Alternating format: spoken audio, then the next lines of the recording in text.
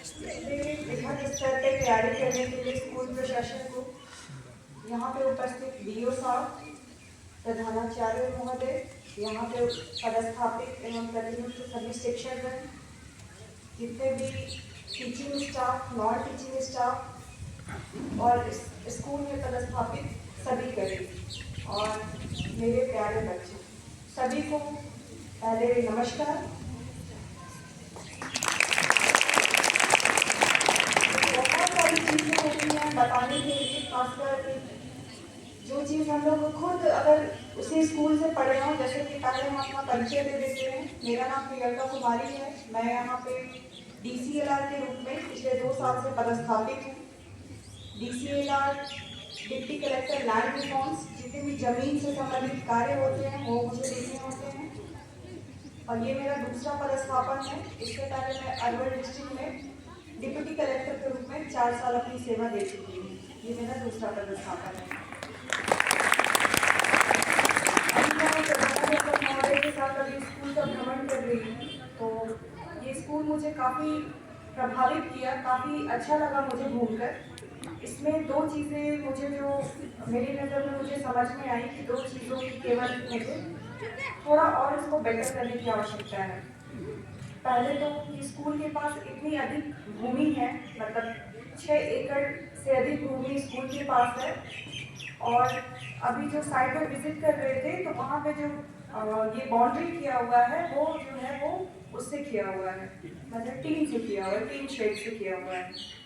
तो मैं BO साहब से अनुरोध करूँगी कि जो भी है उसका एक बार डिपार्टमेंट में बात करके फंड एक बार और मंगाने का प्रयास किया जाए। हम SDO मैच से भी ये चीज़ रखेंगे, चाहेंगे तो इस बात को कि अगर फंड एलोकेशन हो जाता है तो फिर बाउंड्री वॉल के लिए और स्कूल जो है वो उसकी सौंदर्यीकरण में और 4 साल लग जाएंगे। बहुत अच्छी संपदा तैयार हो जाएगी। दूसरा कि अभी जैसा कि राकेश जी बता रहे थे कि जो 5 टीम आई थी कभी, उनमें से कहा कि क्यों नहीं मेरा जो स्कूल है क्यों नहीं हम यहाँ पढ़ें या यहाँ के शिक्षक हुए। ये बहुत बड़ी बात है। इसके लिए स्कूल को सभी लोग बधाई के पात्र हैं, सभी लोग। तो ऐसा ही होना भी चाहिए कि कोई भी आपके क्षेत्र में, आपके स्कूल में, आपके कार्यालय में विजिट करे तो उसकी प्रशंसा करें कि आप जहाँ पे पठन पाठन का कार्य करते हैं वहाँ पे जो है आपका माहौल क्या है, आपका कितना जो है पढ़ाई और पठन पाठन का कार्य तो है ही, प्लस में स्टूडेंट और टीचर्स के बीच, टीचर्स का टीचर्स के बीच, प्रधानाचार्य का टीचर्स के बीच, DO साहब का प्रधानाचार्य के बीच कैसा आपका कोऑर्डिनेशन है। क्या आप केवल पठन पाठन के लिए सीमित हैं या फिर उससे ऊपर उठकर भी अपनी बातों को शेयर कर रहे हैं, ये बहुत ज़रूरी है। ये चीज़ आपको आपसे तो ये चीज़ है, ये काफ़ी मतलब उत्साहित करने वाली बात है स्कूल के लिए और मुझे बहुत अच्छा लगा कि हम स्कूल में विजिट किए, क्योंकि मेरी भी एजुकेशन नर्सरी से 5 क्लास तक प्राइवेट स्कूल में हुई थी डाल्टनगंज में। फिर उसके बाद 6 क्लास से लेकर 12th क्लास तक मैं भी सरकारी स्कूल में पढ़ी हूँ। इस तरह से बच्चे बैठे हुए हैं, कभी प्राइवेट स्कूल में भी बैठा करती थी, तो मैं वो चीज़ फील कर सकती हूँ जो बच्चियाँ पीछे बैठी हुई हैं कि उनको कैसा फील हो रहा है, मैं वो चीज़ यहाँ बैठ के फील कर सकती हूँ। इसलिए मुझे आपसे बात करना बहुत ज़रूरी लगा। मुझे बहुत अच्छा लगेगा आपसे बात करके, क्योंकि बहुत सारी बातें आपके बिना बताए ही मैं समझ जाऊँगी। तो ये चीज़ एक अच्छी बात है। दूसरा कि स्टूडेंट्स के लिए मैं कुछ कहना चाहूँगी। जो बच्चियाँ पीछे बैठी हुई हैं, जो बच्चे पीछे बैठे हुए हैं, 2 चीज़ें हैं जो आपको अपनी लाइफ में इम्प्लीमेंट करना है और उसको सीखना है।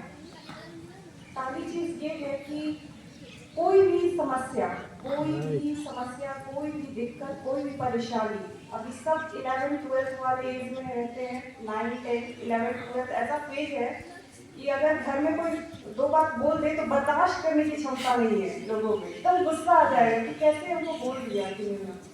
तो ये जो फेज है इसमें थोड़ा सा आप लोगों को मतलब संयम रखना है। अगर कोई परेशानी है, कोई दिक्कत है, कोई समस्या है तो आपकी सहेलियाँ हैं, आपकी दोस्त हैं, आपके टीचर्स हैं, आपके प्रधानाचार्य हैं, आपके घर पड़ोस आप में कोई ना कोई ऐसे ज़रूर होंगे अपनी बातें शेयर कर सकते हैं। मेरे पास भी सीनियर्स दीदी होती थी, फिर जहाँ पे रहते थे वहाँ पे भी कोई ना कोई मौसी वगैरह कोई जिनकी शादी नहीं हुई है, वैसे तो बहुत होते थे जिनको हम लोग कुछ उनसे गाइडेंस लेते थे पढ़ाई के लिए, खेल के लिए या फिर विभिन्न संबंध में। तो स्टूडेंट्स के लिए ये हम कहना चाहेंगे कि बहुत सारा ऐसा न्यूज़पेपर में आते रहता है कि थोड़ा सा कोई लाइफ में परेशानी आई, लाइफ में थोड़ा सा दिक्कत आया, तुरंत से एकदम एक्सट्रीम स्टेप उठा लेते हैं। तो वो चीज़ नहीं करना है कभी भी। लाइफ में कोई भी चीज़ इतना मूल्यवान नहीं है कि जो आपके जीवन से बढ़ के है, ठीक है। उसका समाधान है, उसका हल है, बाकायदे आपको उसको फेस करना चाहिए, ठीक है। कई सारे बच्चों का मैं न्यूज़पेपर में देखती हूँ, थोड़ा सा अगर माँ पापा कुछ बोल दिए या लड़ाई हो गया स्कूल में, उसको एकदम तुरंत ईगो पे ले लेते हैं बच्चे। ये नहीं करना है आपको। मतलब अपने लाइफ में बहुत स्ट्रगल, बहुत चैलेंजेस आएंगे। जैसे जैसे अभी आप 12th में हैं, अभी आपको लगेगा कि बोर्ड है, 10th है, 12th है, 11th है, ऑर्गेनिक केमिस्ट्री है, इनऑर्गेनिक केमिस्ट्री है, फिजिक्स है, वेक्टर है, ये सब बहुत सारी चीज़ें हैं जो समझ में ही नहीं आएगी। लगेगा कि यही बहुत बड़ा है, 12th देंगे तो और अच्छा होगा। जब आप 12th कीजिएगा फिर आप ग्रेजुएशन में जाइएगा, फिर उस समय आपको लगेगा कि नहीं, पहले सिर्फ जॉब की तैयारी कर लेते हैं। जब आप जॉब में आइएगा तब आपके अलग लेवल के स्ट्रगल है। पूरे जीवन में आपका कुछ ना कुछ लगा रहेगा। ये लाइफ है, इसको एंजॉय करना है, चीज़ों को शेयर करना है और आगे बढ़ते रहना है। तो मेरी पहली सीख आप लोग के लिए ये है कि कभी भी कोई ऐसा एक्सट्रीम स्टेप नहीं लेंगे, अपने दोस्तों, अपने शिक्षकों और अपने सभी लोग से शेयर करेंगे और लाइफ में हमेशा मोटिवेटेड रहेंगे और आगे बढ़ने का हमेशा प्रयत्न करेंगे। दूसरा ये है कि स्कूल में कुछ बच्चियाँ स्पोर्ट्स से भी हैं। तो मैं खुद स्टेट लेवल की बैडमिंटन प्लेयर हूँ। तो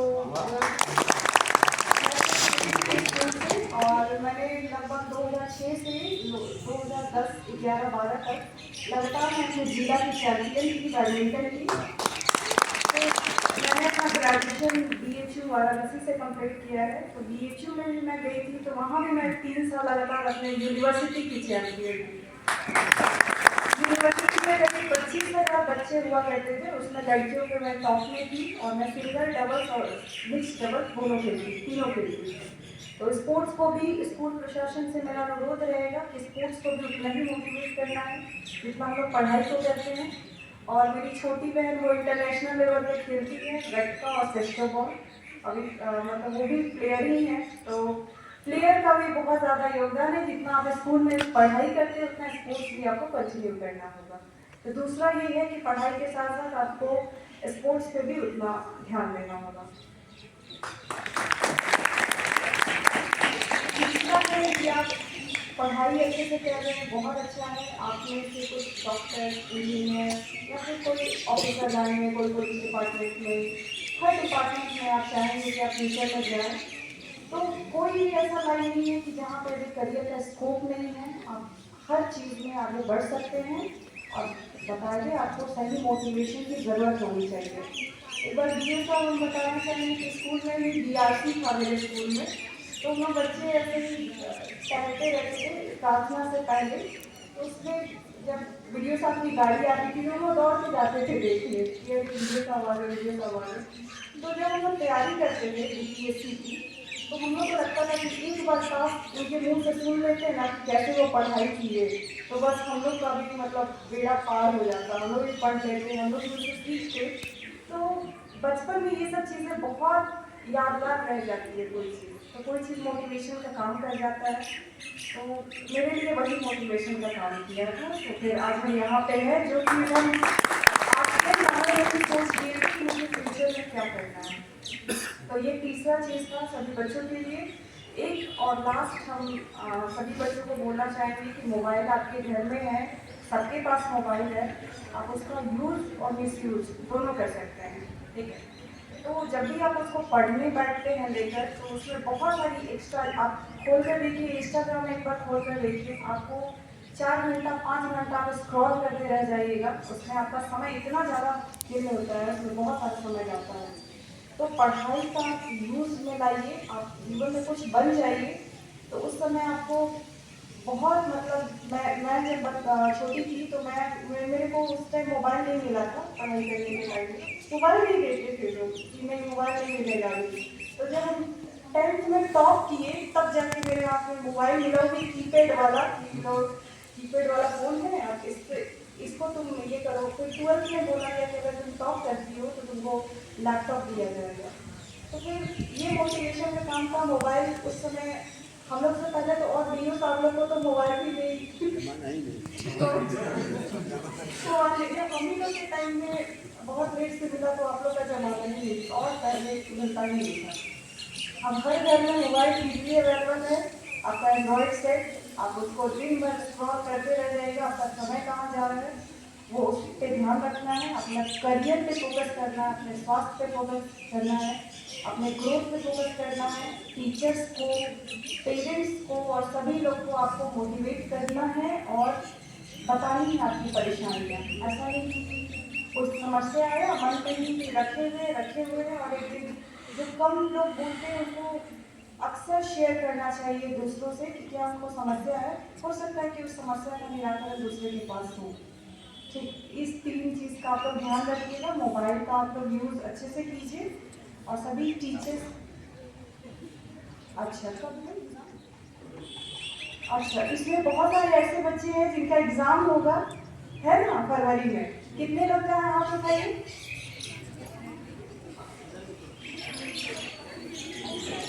चलिए, सभी बच्चों को मेरा बेस्ट विशेष है। आप सभी लोग को बहुत बहुत शुभकामनाएं कि आप लोग अच्छे से पेपर दीजिए और पेपर में बहुत लोग से मुलाकात मेरी होगी एग्जाम सेंटर पे।